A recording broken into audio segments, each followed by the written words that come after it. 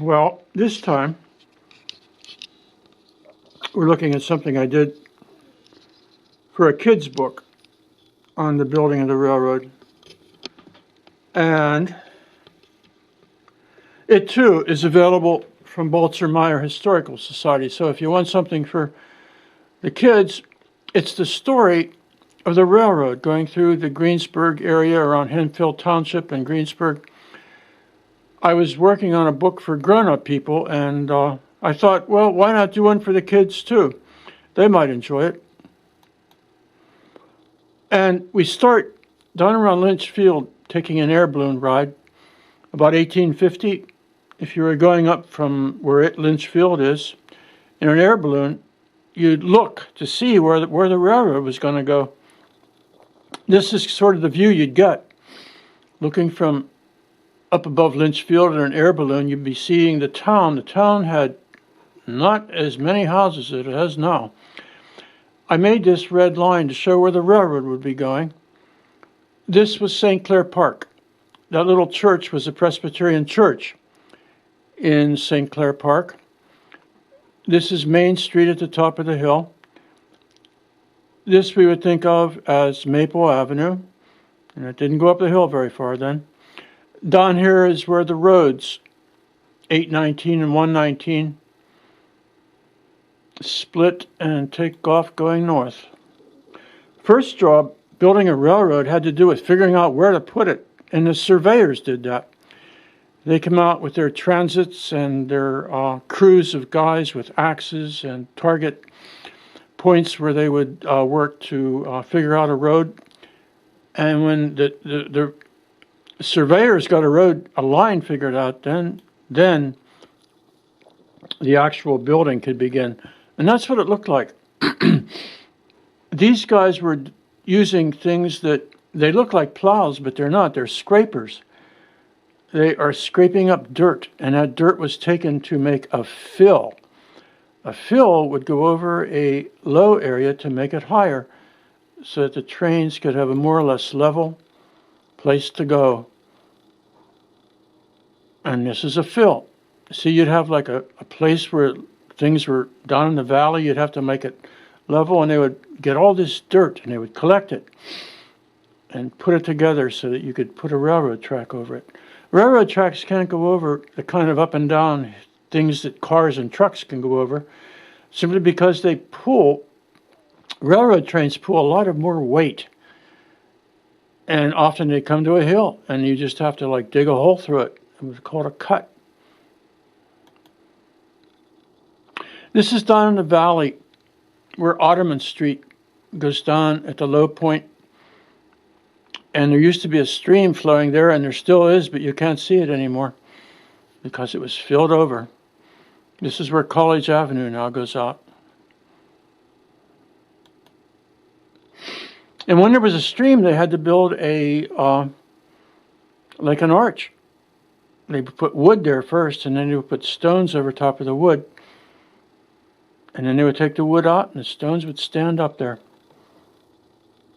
And this was all done by guys and horses and little carts. They didn't have the kind of machinery we have now. And they would just keep working. Now, if everything was done right, this would have never happened. But in June 1852, there was a sudden lake that appeared in Greensburg, kind of to the left of the big arch that we still have down there by St. Clair Park. It happened that the culvert that was built, or the arch that was built for Jack's Run, caved in, and a big lake appeared. The kids were very happy about it. But the guys building the railroad were certainly not, because they had to redo that. Also, there was another arch or a tunnel built under Main Street. This is totally forgotten by most people.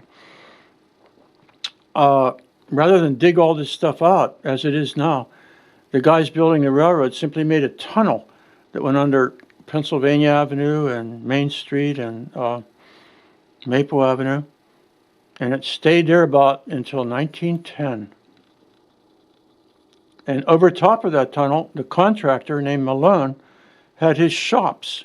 And he had the shops because he had a lot of guys working for him, and he had a lot of stuff they had to do. All kind of things like cutting wood and doing blacksmith work, taking care of the metal.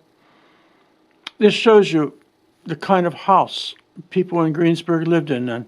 This was Charlie Barkley's cabin. Now, a better off person, a lawyer, a fellow named Cowan, Senator Edgar Cowan, lived over on Pittsburgh Street in this house. And his son, Frank, was a really interesting guy, one of the most interesting people we've ever seen in Greensburg. He was both a lawyer and a doctor and a writer. And he wrote about things he heard about. And one of the things he heard about when he was a little kid growing up was something that happened out around Derry when the railroad was being built. There were people from Ireland building the railroad. There were people from both the north and the south, and they didn't like one another. And one day in June in 1852, about 400 of these guys got together and give us a good idea of what a weekend warrior is all about.